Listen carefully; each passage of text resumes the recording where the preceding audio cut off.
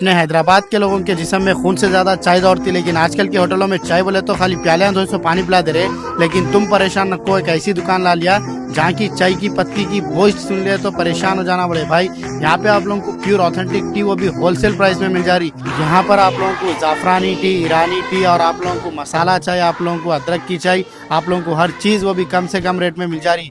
तो सोच रहे क्या आपकी आंखों के सामने बना के देते। जल्दी से जाओ सिल्वर टी डिपो को। वीडियो पसंद आया तो लाइक करो, शेयर करो, अपने रिश्तेदारों को सबको शेयर कर दो। लोकेशन है टोली चौकी। स्क्रीन पे दिए गए नंबर पे कांटेक्ट कर लो। जल्दी से चाय की पत्ती ला लो, ला लेके चाय बना के ऐसी बेहतरीन मजे लो बड़े भाई।